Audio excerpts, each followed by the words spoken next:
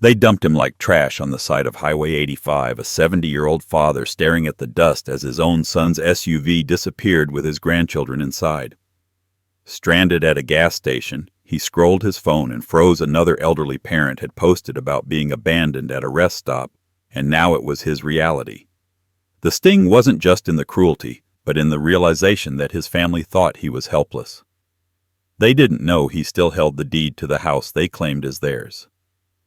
Stay with this story, because what he did next will leave you speechless. 6 months earlier, the phone rang, and the father still remembered the tremor in his son Daniel's voice. It wasn't the sound of a grown man with a career and children of his own.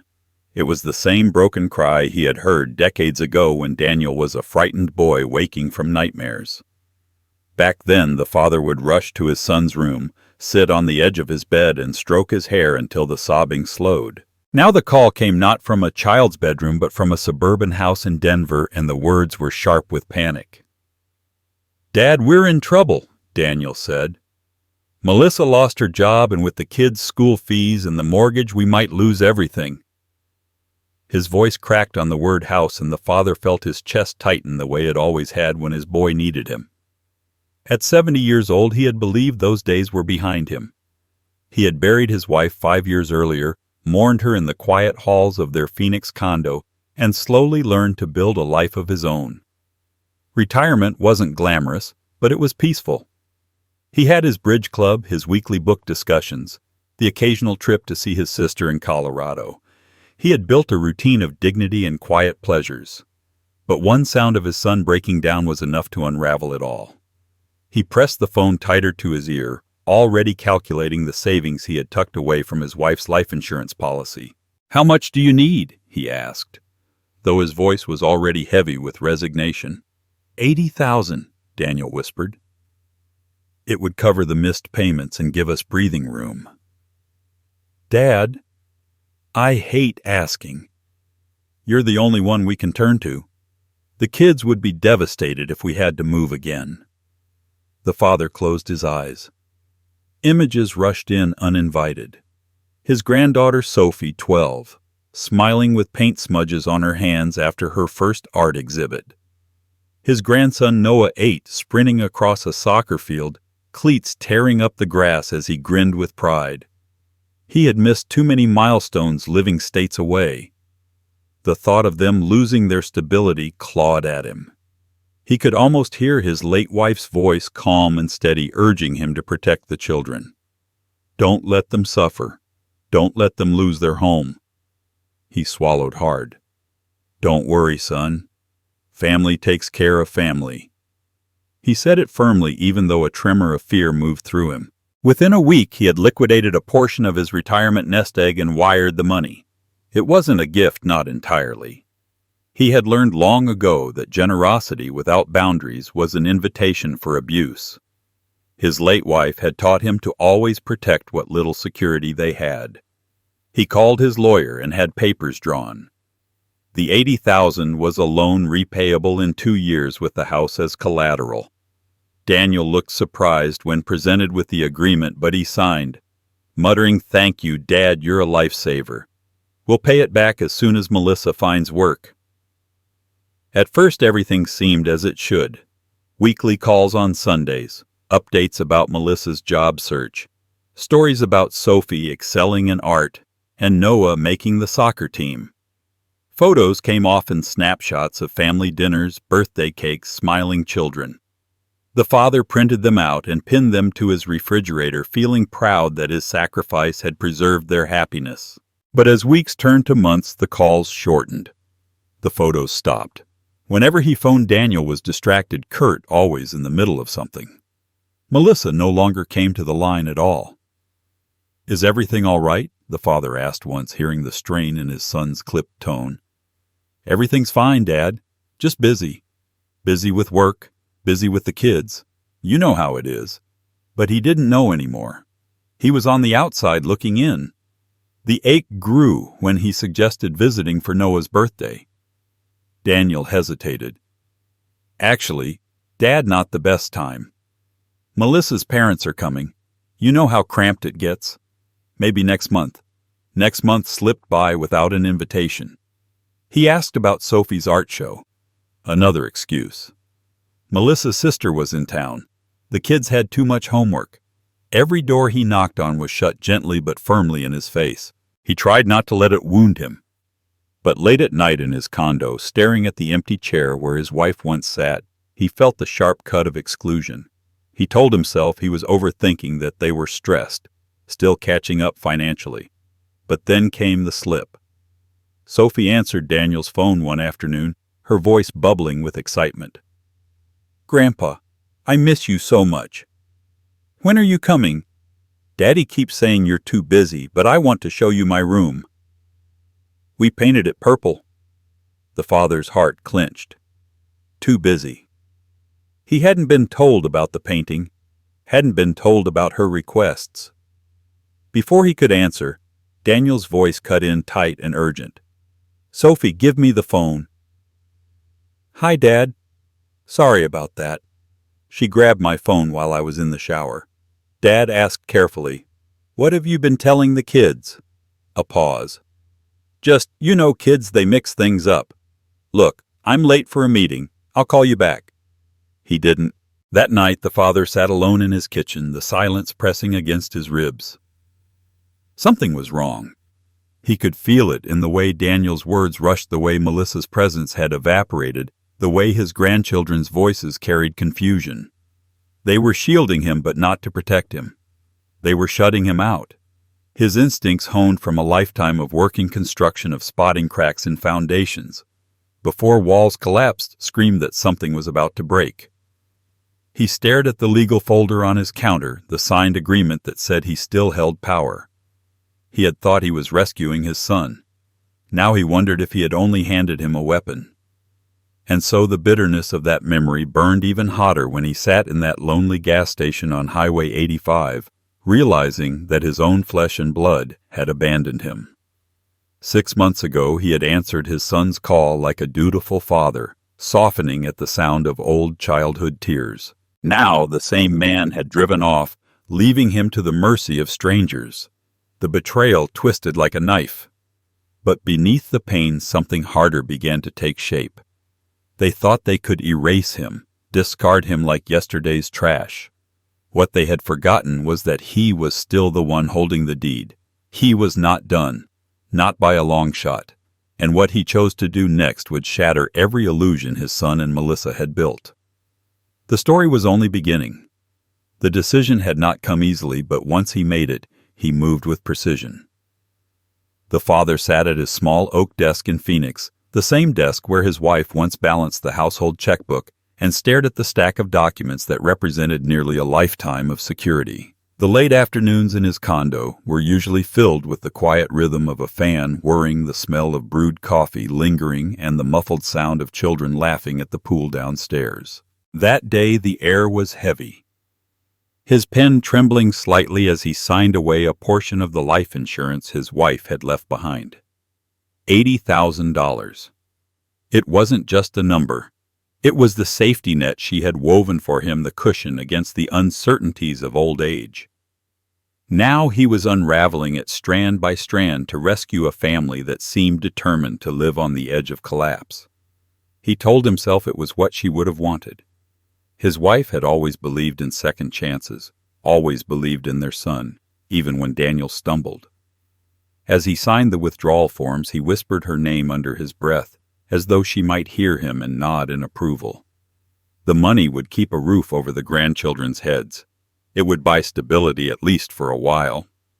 He imagined Sophie's paint-stained hands holding up her artwork with pride, Noah sprinting across a soccer field with his hair flying in the wind. For them, he thought. Always for them. The sacrifice cut deep, but duty was duty. A father didn't stop being a father just because the years had piled on and the hair had gone gray. He wired the money within a week, the numbers flashing across the bank screen like a verdict. Relief mixed with dread. He knew enough about people to understand that generosity without conditions could become exploitation. He had watched his wife's cautious patience with his brother-in-law years ago, a man who had borrowed until he bled everyone around him dry. Not again. This time he had his lawyer draft a contract. The $80,000 was not a gift. It was a loan with a 2-year repayment window. The house stood as collateral. Daniel looked startled when the papers slid across the table, but he signed, avoiding his father's eyes. "Thanks, Dad, you're saving us. Melissa will find work soon and will pay you back before you know it." The father nodded but felt the faint sting of unease. Promises were easy. Repayment was hard. Still, he pushed the doubt aside. His son's family was safe for now, and that had to be enough. For a while it seemed his sacrifice had restored order. He received phone calls every Sunday, the cheerful voices of his grandchildren spilling through the receiver stories of Sophie's art projects and Noah's soccer victories. Daniel spoke about Melissa searching for a new job, about cutting back on expenses, about making things work. The father printed out the photos they sent and taped them to his refrigerator. For a few months he could almost convince himself the money had repaired more than finances. It had repaired the fragile threads of family itself. But the relief was temporary. Slowly the calls shortened, then stopped altogether. The photos dried up. When he dialed his son's number, the conversations were rushed. Daniel's voice clipped and distracted. Melissa no longer answered at all. Something had shifted, and though the father tried to deny it, the truth pressed against him like a storm rolling in over the desert. He had given them his security, and in return he was being pushed further into the margins of their lives. Late at night he would sit at the same desk where he had signed away his savings and stare at the folder holding the contract. His wife's framed photo rested nearby, her smile frozen in the softness of another time. He would trace the edges of the picture frame and wonder if she would have agreed with what he had done.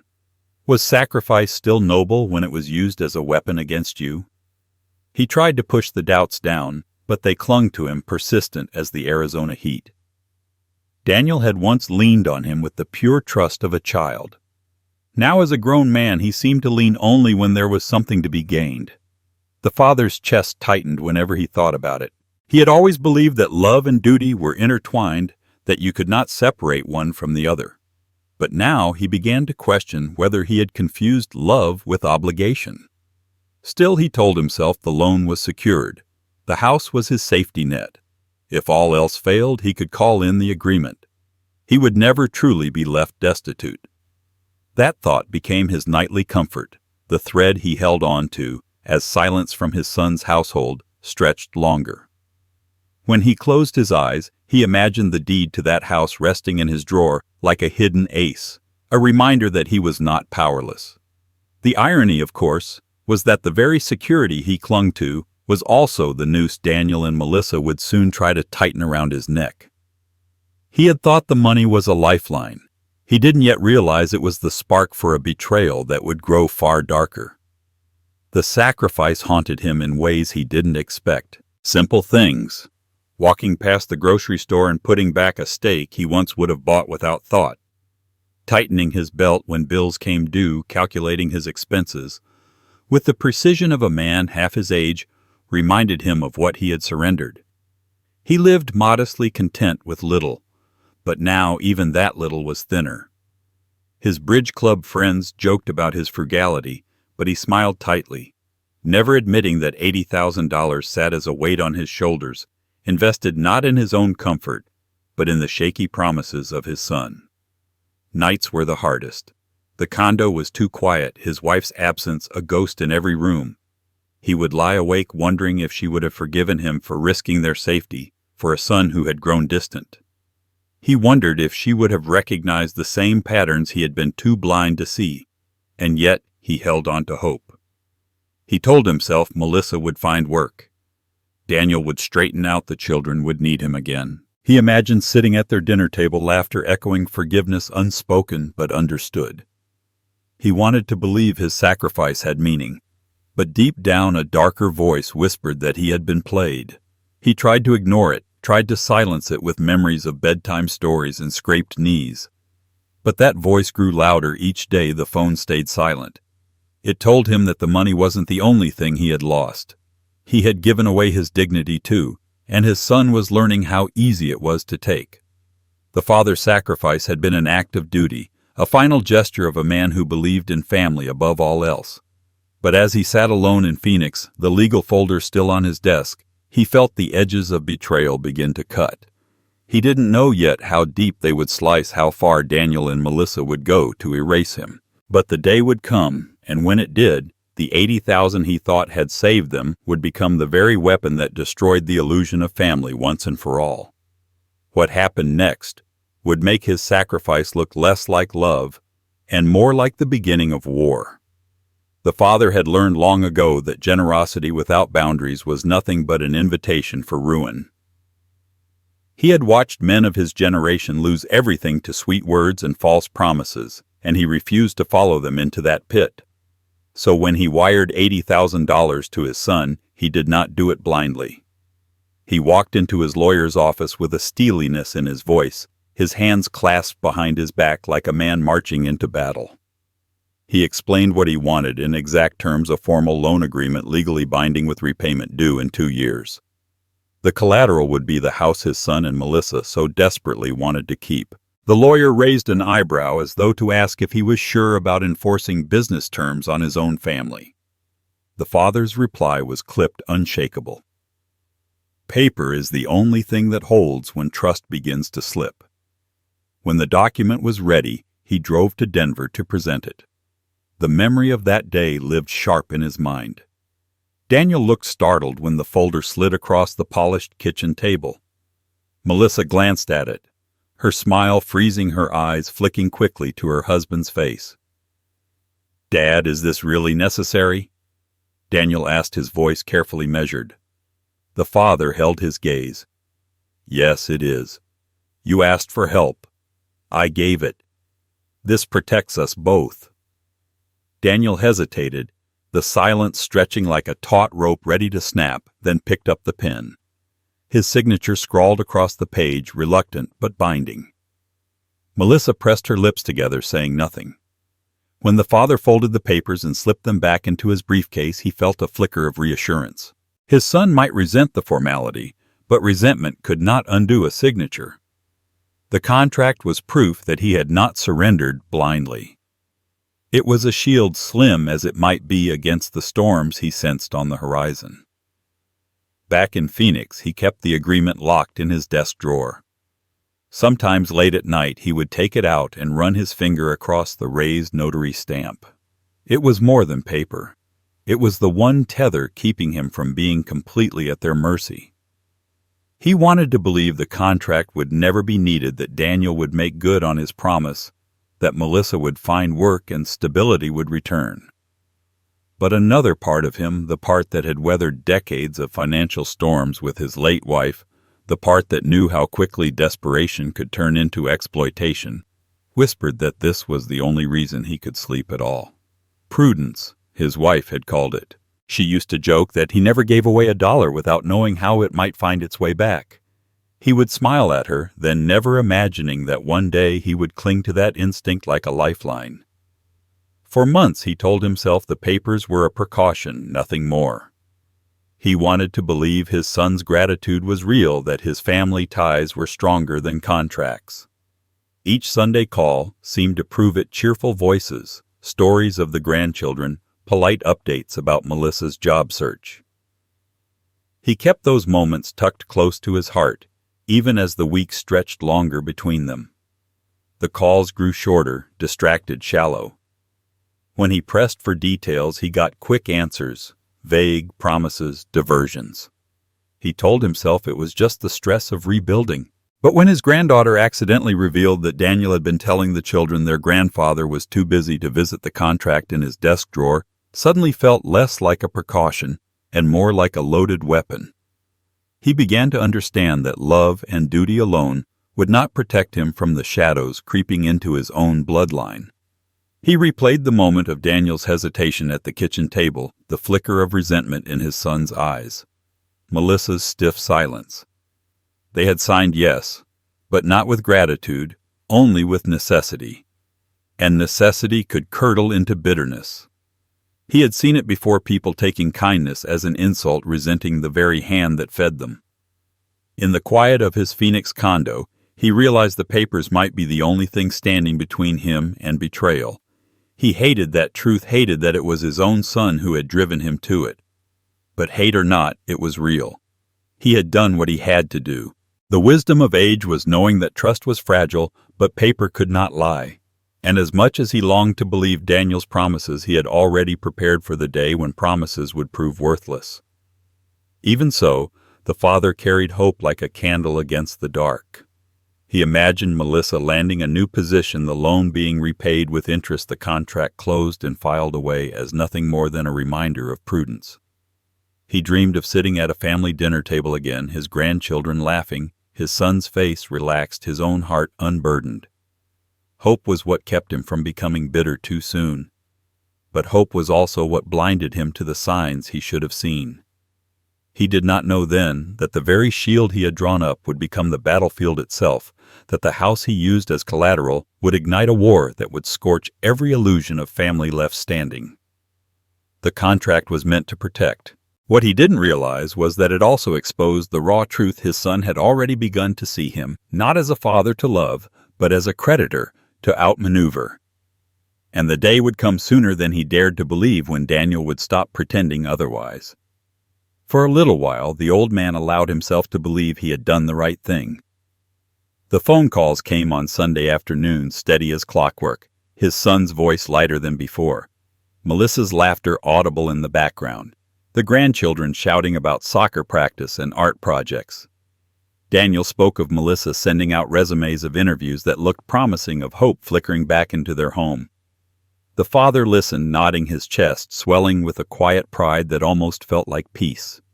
He imagined the $80,000 as a bridge carrying his son's family safely across troubled waters. For the first time in months, he could set down his coffee cup without that tight knot of worry twisting in his stomach. Photographs began to arrive, sometimes in text messages, sometimes in email attachments, small digital windows into a world he thought he had helped preserve. There was Sophie grinning beside a birthday cake with candles glowing, her hair tucked back with glittering clips. There was Noah, muddy from head to toe, holding up a soccer trophy with a grin that seemed too big for his face. There was Daniel at a grill in the backyard, flames rising, his arm around Melissa, who looked tired but happy. Each photo was proof that his sacrifice had mattered, that his late wife's savings had not been wasted, that their family, fractured but still standing, was intact. He printed the pictures and stuck them on his refrigerator, his own private gallery of hope.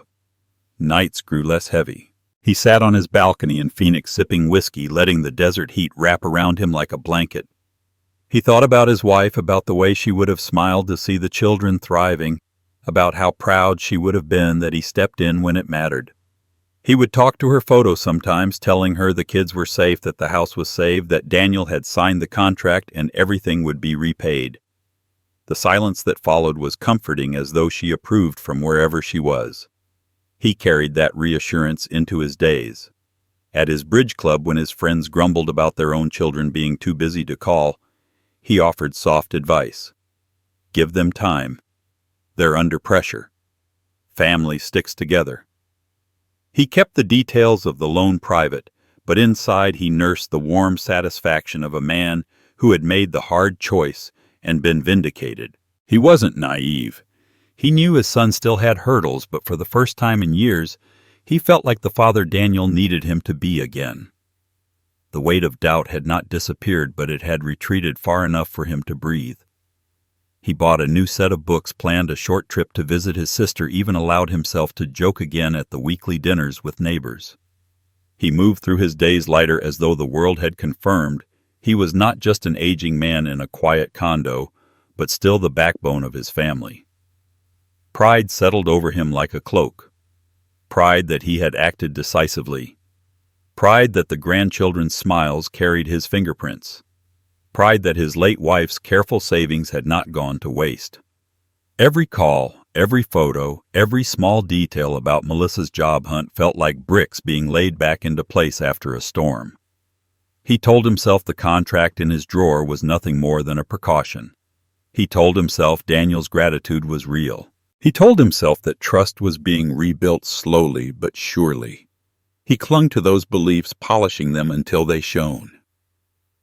It was easier than admitting the flickers of unease that occasionally slipped through when Daniel rushed their conversations, or when Melissa's voice sounded strangely absent. One evening, after a particularly warm call, where Noah told him about scoring the winning goal, the father sat back in his recliner, closed his eyes, and let out a long breath he hadn't realized he'd been holding.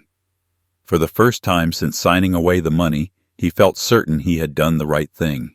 The relief washed over him and he let it. Because deep down in a part of himself he would never admit aloud, he knew how fragile it was. He knew that sometimes smiles hid cracks, that sometimes photographs told only half the story. But for that moment, he chose to believe.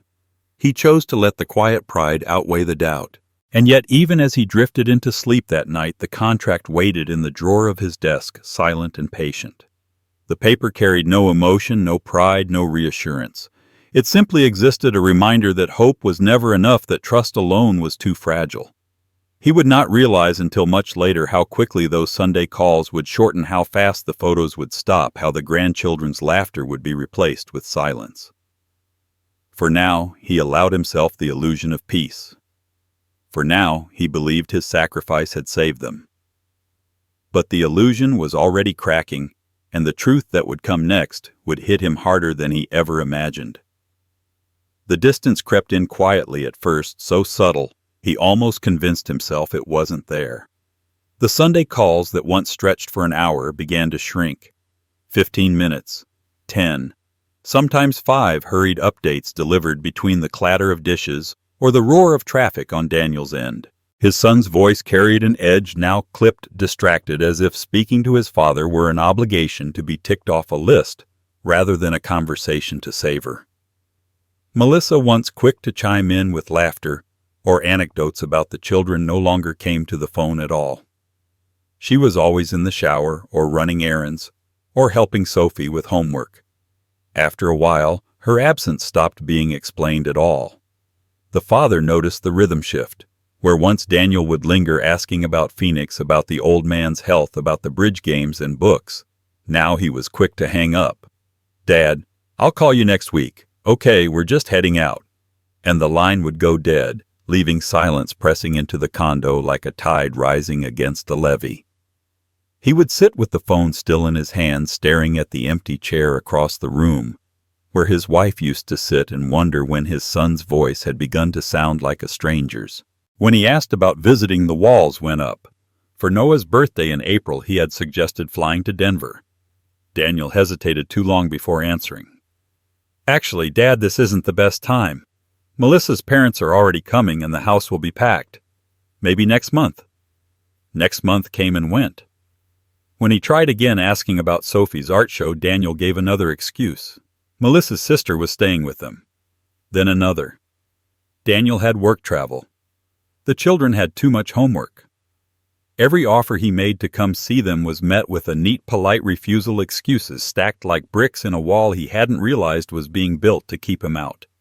He tried to push away the sting. He told himself families got busy, children grew, lives filled with responsibilities. He reminded himself that they still answered his calls, still sent the occasional photograph. But in the quiet hours after, he felt it differently. He wasn't being loved. He was being managed. Every conversation now felt scripted, as though his son were offering just enough to keep him pacified without allowing him a real look into their lives. The warmth had cooled to politeness, the kind of thin courtesy people extend to acquaintances, not blood. The father began to sense a choreography to it. When he asked about Melissa's job hunt, Daniel's answers were vague, evasive. When he asked about the children, their schedules always seemed to conflict with his desire to visit. It was as if he were being handled like a client whose demands needed to be contained, rather than a parent whose presence should have been welcome. He caught himself second-guessing his own instincts, wondering if he was being too sensitive, if perhaps he was imagining slights that weren't there. But the feeling lingered sharp as a stone in his shoe, impossible to ignore. One evening he picked up the phone and almost dialed, then set it down again. He walked to the kitchen window, staring out at the glow of Phoenix fading into night. In his reflection he saw the weariness in his own face, the hard line of his jaw. He remembered his wife's voice, calm but firm, warning him long ago that Daniel could be persuasive, that their son had a way of pulling when he needed something and pushing when he didn't. Back then he had brushed it off as a mother's caution. Now he wondered if she had seen more clearly than he ever allowed himself to believe. The breaking point came in May. He called one evening expecting Daniel to answer, but instead it was Sophie's voice that came through, high and excited. "Grandpa, I miss you so much. When are you coming to visit? Daddy keeps saying you're too busy, but I want to show you my room. We painted it purple." The father froze, the words cutting deeper than anything Daniel had ever said directly. Too busy. He hadn't told her that. He hadn't even been told about the painting. Before he could respond, he heard his son's voice in the background, sharp and urgent. "Sophie, give me the phone now." Then Daniel's voice, breathless, covering. "Hi, Dad." "Sorry." Sophie grabbed the phone. "I was in the shower." The father steadied his voice. "She says you've been telling the kids I'm too busy to visit. What exactly have you been saying to them?" There was a pause long enough for the silence to become an answer in itself. "Kids mix things up, Dad. You know how they are. Look, I'm running late. I'll call you back." He never did. That night, the father sat at his desk with the loan contract pulled from the drawer. His fingers traced the raised notary seal. He had thought this paper was a precaution, a net in case things went wrong. Now it felt like the only evidence left that he had any standing in their lives at all. His chest ached as he thought of Sophie's voice, eager, confused, her trust colliding with the lies her father fed her. The old man understood then that the gap between them wasn't just distance. It was deliberate. He was being written out, erased from the script of their daily lives, replaced by excuses and stories spun for the children's ears. He tried to sleep, but the images wouldn't leave him. Sophie's bright eyes waiting for him to visit. Noah's laughter muffled behind excuses about homework and soccer games. Melissa's absence from every conversation, her silence becoming its own form of rejection. He turned in bed, staring at the ceiling fan, slicing shadows across the room. Managed, not loved. The phrase carved itself into his mind like a scar. By morning, resolve had begun to harden where hurt had been. If they would not give him the truth, he would take it for himself. He would stop waiting for invitations that never came. He would go see for himself what was happening inside that house, what kind of life they were building with the money he had sacrificed to give them. He booked a flight to Denver and rented a car, imagining his grandchildren's faces lighting up at the sight of him, imagining explanations that might still salvage trust. What he found when he pulled into their driveway would shatter every generous assumption he had clung to. It happened by accident, as cruel truths often do. He had dialed his son's number, expecting the usual clipped exchange. But instead, Sophie's voice burst through, bright and unguarded, spilling over with excitement. "Grandpa, I miss you so much. When are you coming to see us? Daddy keeps saying you're too busy, but I want to show you my room. We painted it purple." The words stopped him cold. He sat in his Phoenix condo, the line pressed tight to his ear, the silence of the room collapsing around him. Too busy. He had never said those words, never made that excuse. The sting wasn't just in the lie, but in the way it had been planted in his granddaughter's mind, weaving doubt where trust had once lived. Before he could answer, he heard the shuffle of movement, the sharp cut of Daniel's voice in the background. "Sophie, give me the phone. Now." Then Daniel came on, his tone hurried, defensive. "Hey, Dad. Sorry about that. Sophie grabbed the phone while I was in the shower." The father steadied his breathing. "She said you've been telling the kids I'm too busy to visit. Is that true?" A pause stretched taut and brittle. "Kids get things wrong," Daniel muttered. "You know how they are. Look, I'm running late. I'll call you back." The line went dead. The father sat frozen, the phone still against his ear, long after the dial tone ended. His chest felt hollow, a space scraped clean by betrayal. He looked around his condo, the empty chair across from him, the framed photograph of his late wife, smiling from the bookshelf. the quiet order of a home that had once been filled with laughter and felt the ache of absence like a blade. His own son was erasing him not just from conversations, but from the hearts of the grandchildren who should have known him best. Managed, not loved. The phrase he had been circling finally sank its teeth into him. The betrayal was sharper because it was subtle. Daniel hadn't confronted him directly, hadn't cut ties with words of anger. Instead, he had chosen deception, feeding his children a narrative that their grandfather was too busy, too disinterested, too detached. It was a lie meant to shift the blame, to rewrite the story, so that when the children asked where he was, the answer would not be abandonment on their parents' part, but supposed neglect on his own. That was the cruelty of it, the quiet rewriting of history while he was still alive to hear it. He rose from his chair, pacing the length of his condo, the desert twilight bleeding through the blinds. Every step felt heavier, every breath sharper. He thought of Sophie's little voice, so eager, so innocent, asking when he would visit. He thought of Noah, no doubt hearing the same lies, believing his grandfather had chosen absence. Rage and grief twisted together until he could hardly separate them. He had spent decades building trust, sacrificing comfort, protecting his family. Now his son had reduced him to a ghost in his grandchildren's eyes, a man too busy to care. He pulled open the drawer of his desk and laid the loan contract flat on the surface. The notary's stamp glinted under the lamp. That piece of paper had been his safeguard, his shield against betrayal. Now it felt like the last shred of truth tethering him to reality. The $80,000 he had given wasn't just money. It was proof of devotion, of duty, of sacrifice. And yet in the story Daniel was spinning, none of that mattered. He was being rewritten as absent, indifferent, dispensable. The father sat for a long time staring at the document, his fingers drumming against the wood.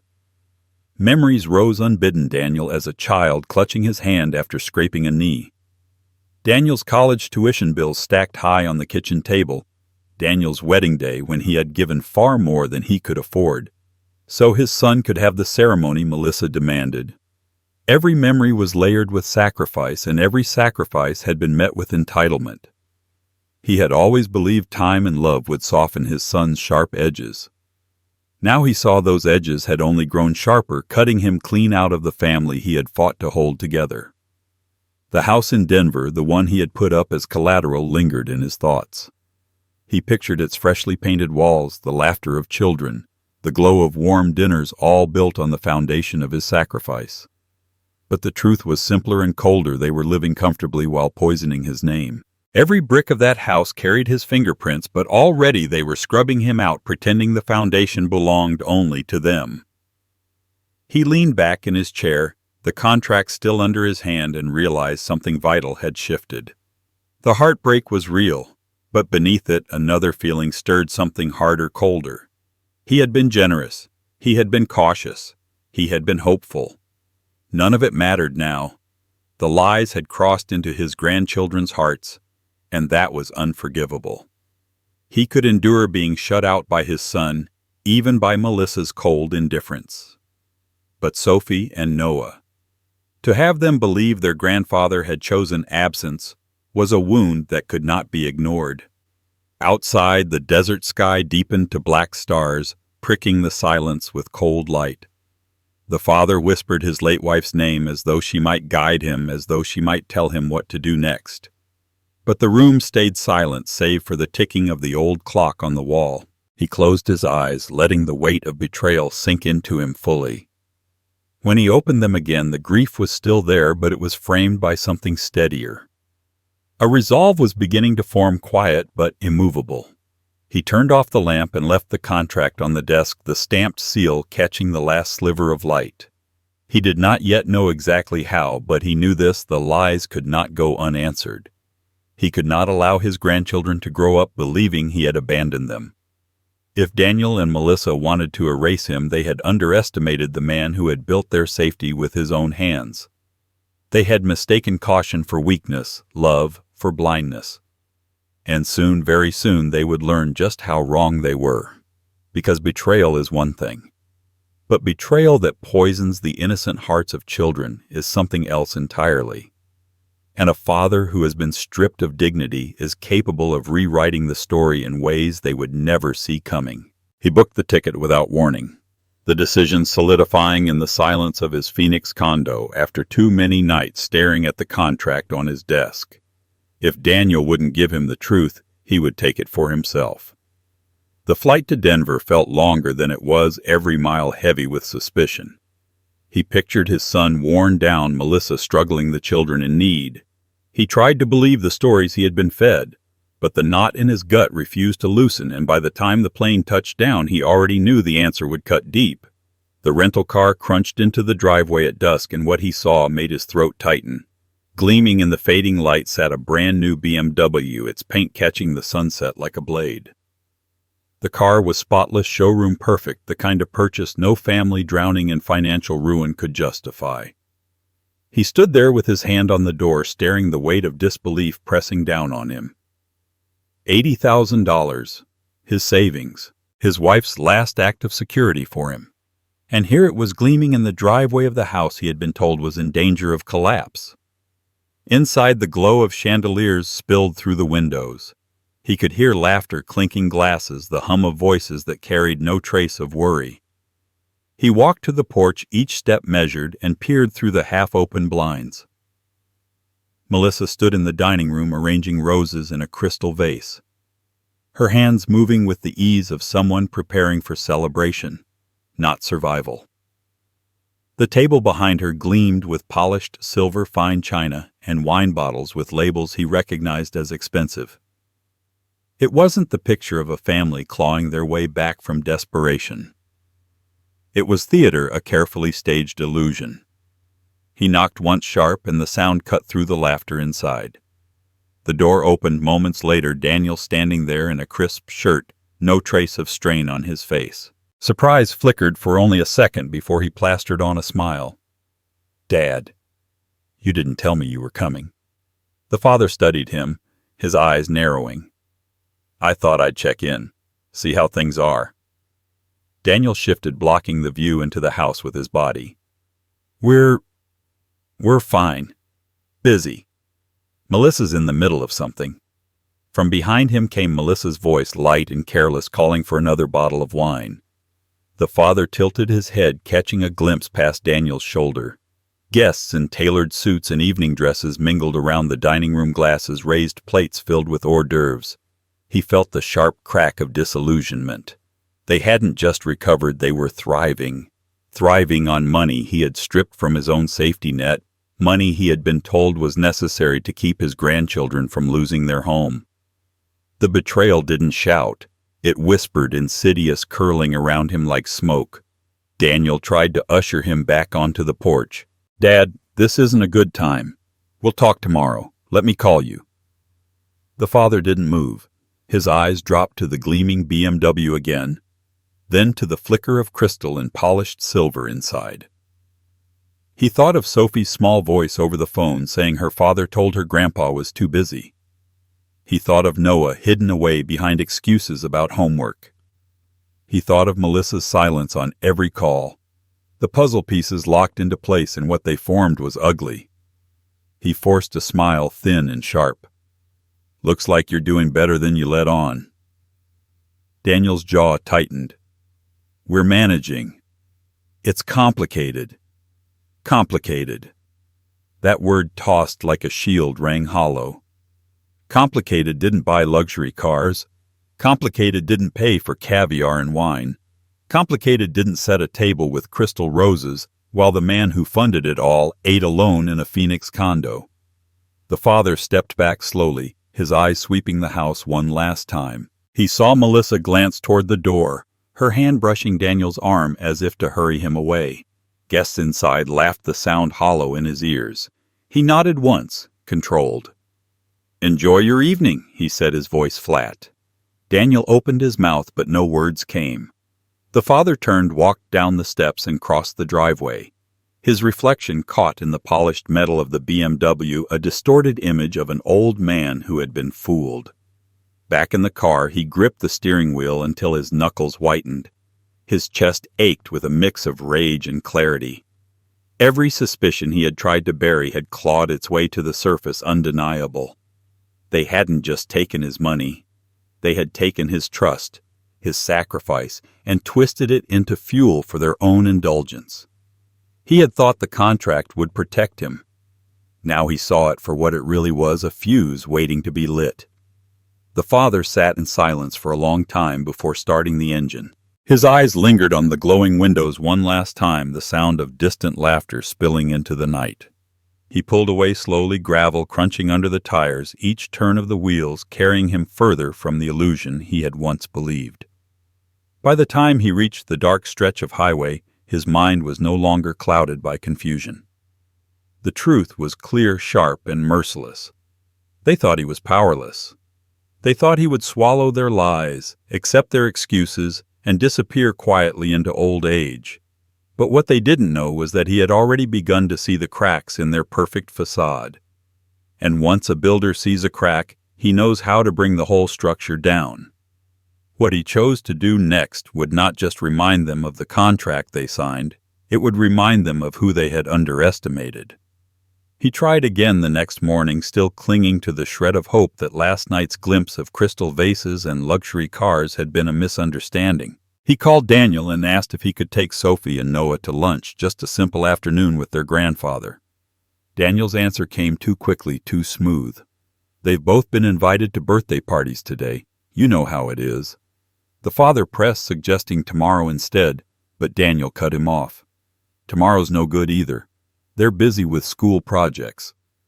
The words were casual, rehearsed, the tones so flat it might as well have been scripted. He hung up and sat there staring at the silent phone in his hand. The excuses had stacked too neatly, one on top of the other, until they formed a wall. Birthday parties, homework, soccer practice, cousins visiting, always something. Always a reason why the children couldn't see him, why his presence had to be delayed, postponed, dismissed. He could feel the humiliation prickling under his skin. He wasn't a priority. He wasn't even an afterthought.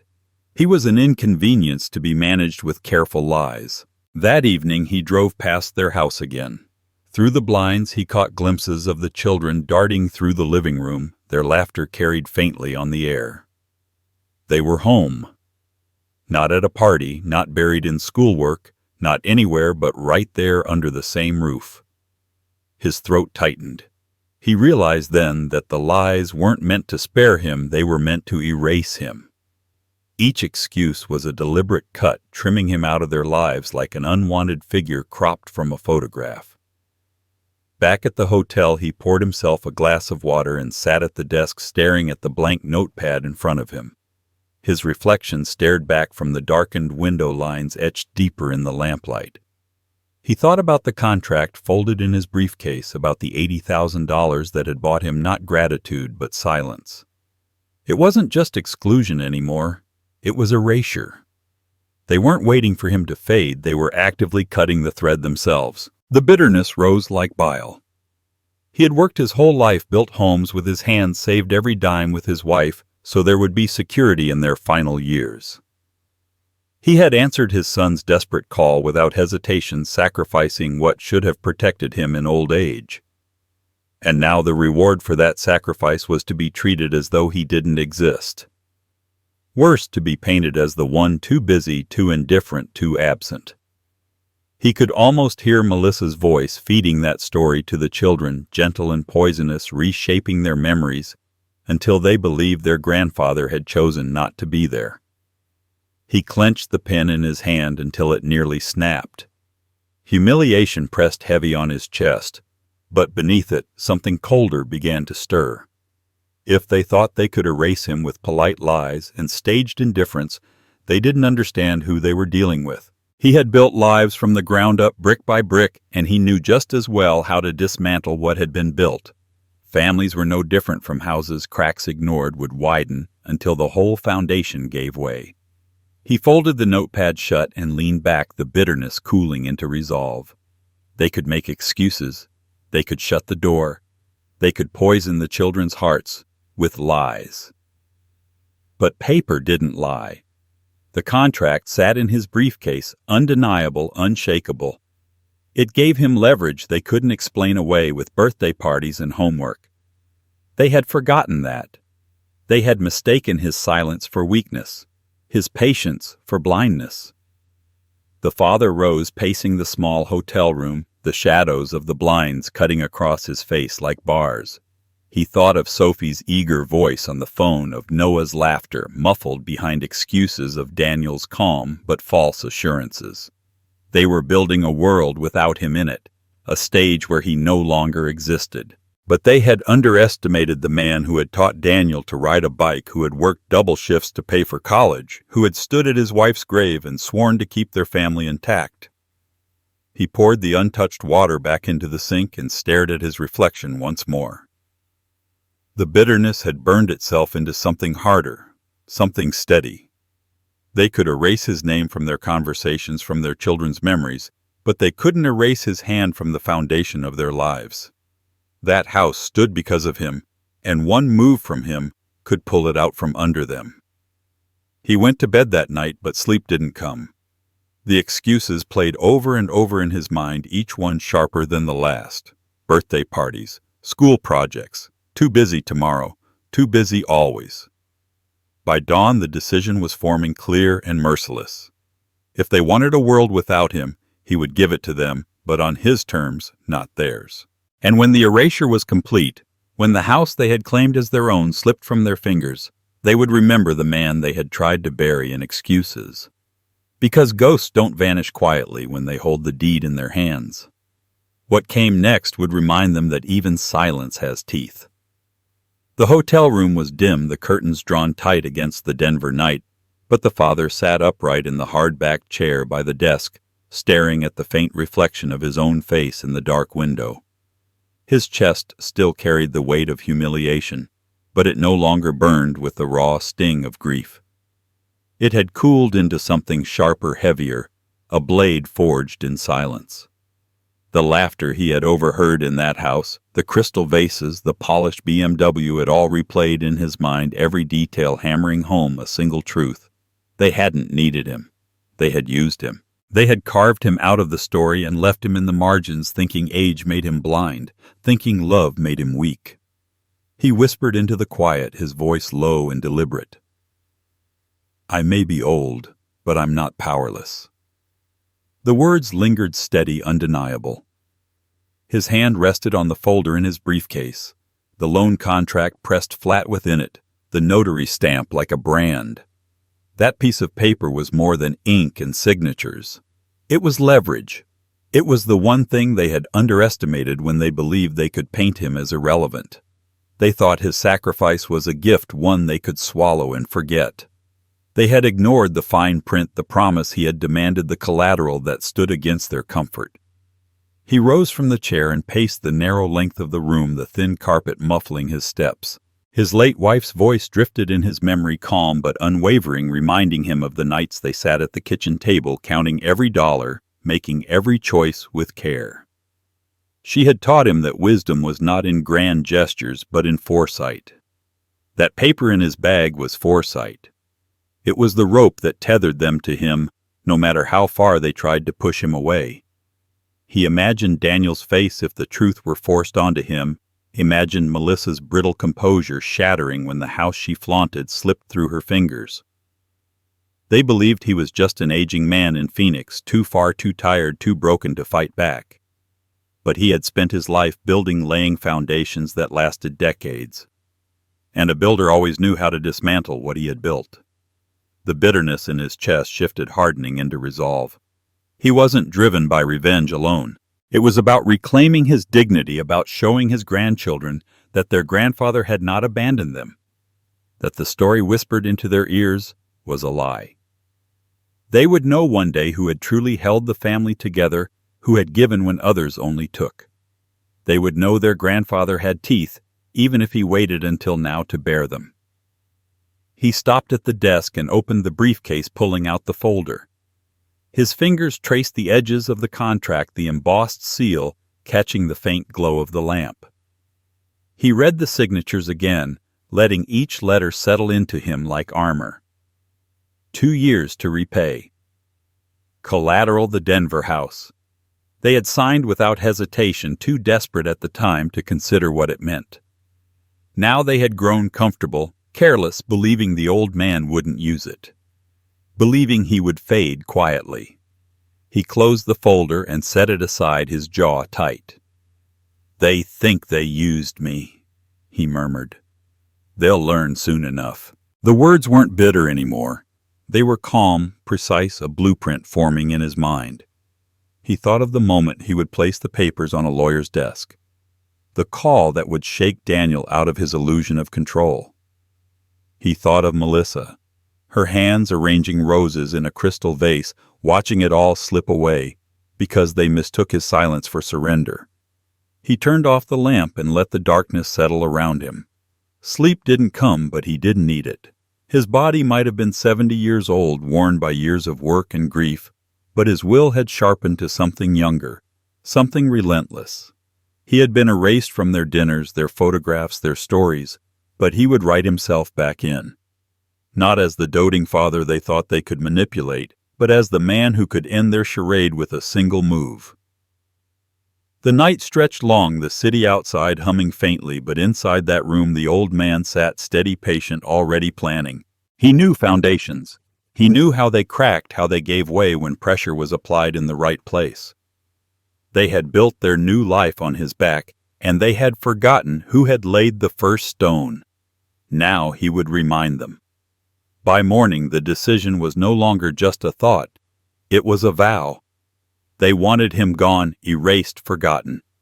He would grant them their wish in the most brutal way possible, by taking with him the house that held their comfort, the very walls they believed were untouchable. And when those walls fell, they would remember not the man they dismissed, but the father they had underestimated. What came next would not just change their lives.